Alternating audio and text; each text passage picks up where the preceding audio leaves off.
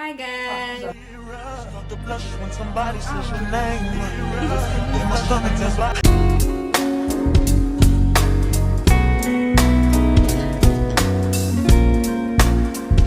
back to my YouTube channel. If you're a new subscriber, just know that this is home and you're allowed to talk to Fortune. If you are an old subscriber, my OG fan now, you already know how we roll here. Have you liked? Have you subscribed? If you watched my last video, you will know that I'm a good storyteller. So please subscribe and make sure you just share my content to people that you know that also love to hear me, especially your friends and your family. So let's get right into this video. When did Fortune meet God? I was an executive. Okay, I went to a federal school, a public school. So I was an executive. Before I became an executive, Jesus. Main time for them just initiates me into the world of lesbianism. But God said, no, my daughter, I am gonna bring you out.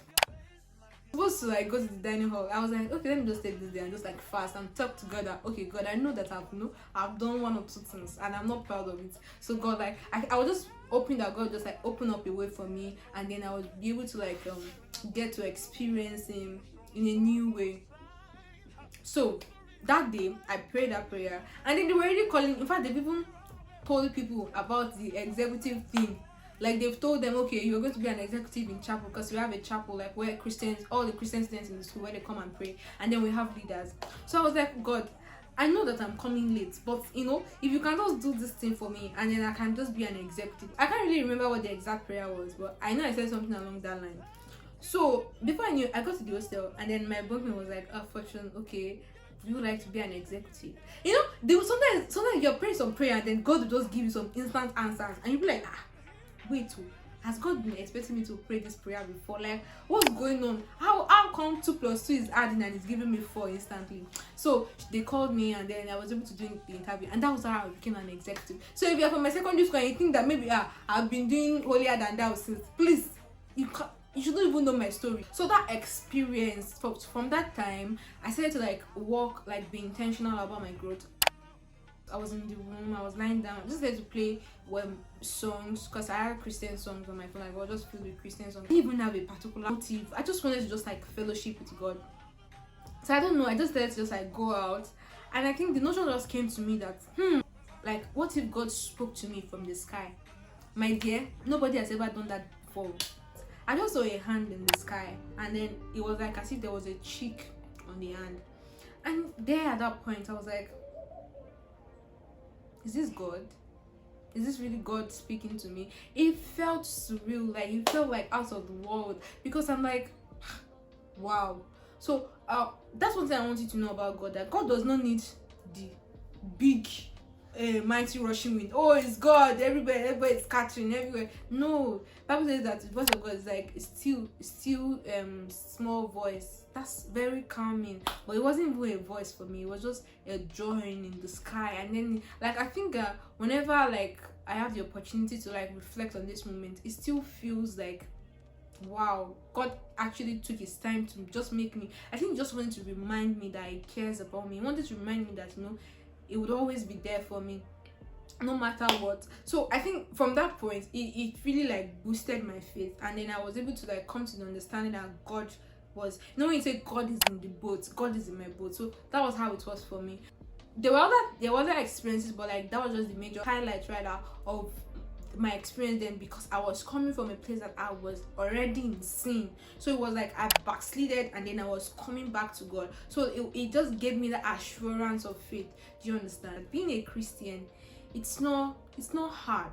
Let me just give you basic things that I think that you need to know if you want to become that Christian, because I'm living a Christian life. Like I'm a Christian proudly. You should even see the placard on my head like this: Christian, Christian. I'm a Christian girl. Quiet time. I'm not doing my ambassador devotion because I want to mark register. Sometimes it can feel like work. Continue to like read the Bible every morning, or every morning and night, however you want to do it. It just continues to remind you. Some people are struggling in their walk with God today. It's not because they are no more Christians. It's because they've forgotten what the word says. And once you start forgetting what the word says, it's easier for you to just pick up any random thing that people just tell you that looks like the truth. Once you start to introduce some things into your life, it will look like the truth. But if you know the truth, you will bring it side by side together and you'll be able to like juxtapose. No, this thing only looks like the truth. It is not the truth. Do you understand? So the reason why I'm going to emphasize your devotion, personal devotion, is because I want you to say that I know what the word says about me. I can tell you that the word says I'm going to be the head and not the tail, and it's not because I necessarily have the skills or I have the brain to push me into that place that I'm going to say, okay, that's why I'm qualified for this place. The word of God already says it. It is my duty to manifest it. Do you understand? It's my duty to walk into it. It's my duty to partner with God and say, God, you said I'm going to be the head and not the tail. Regardless of what anybody's going to say, I am going to stand in that particular position or in that sphere of influence. The word of God allows me to be delusional, and delusional kind of entwined with faith, because Bible says that what faith is the substance of things hoped for, the essence of things not seen. That means that you're living in your imagination. Another thing to be that girl, surround your life with people that pray for you. See, there's sometimes that you will not even feel like praying. There are moments in my life when I'm passing through hellfire. Sorry, I'm not passed through. We all pass through different experiences in life. It's not enough that you pray for yourself. It's also something for people to pray for you. Like, I don't want to bring in biblical experiences, but I can give you bunch of biblical experiences that actually justify this. But like, if you've been working with God for a long time, I'm sure that what I'm telling you is not going to be new to you. If you have people that pray for you, like, people can help you to avert things that the enemy has already put in your life. And someone will just call you and say, hey Fortune, how are you doing? I just feel the nudge to just like tell you that, you know, God says he hears you. Do you know, maybe you want to go and do something that, you know, God will not be proud of, but when someone just reminds you that God says he hears you, you will just calm down. You say, when did I make this prayer point? Where did I tell God? At that point, you're thankful because you know God. Another thing is, go to church. There's some places that they are not really what you want to hear at that particular time in your life. So you have to connect yourself to a man of God. For me, God ordered my steps to my church, and I'm so grateful that I'm in my church. I don't like to miss service, because I'm like, if I miss service, I don't miss something or something that is important to my life. Do you get? So make sure you first of all, allow God to order your steps to your church. There are people that God has placed on the earth that you have to learn from them. You have to tap something from their life. Make sure it's the church that God has sent you to. Because when you are there, you will grow. You don't even have to tell people that you are growing. They will see that you are growing. Church is the place that you can drop all your weight and you won't even feel like as if your load is heavy.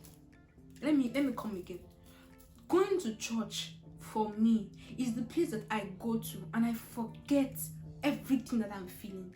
I drop everything at the gate and say, please, all these things that want to choke me, I'm leaving you people at the gate. Let me just go into the presence of God and worship God and hear what God has to say to me, maybe for the week or for this particular phase in my life. You know,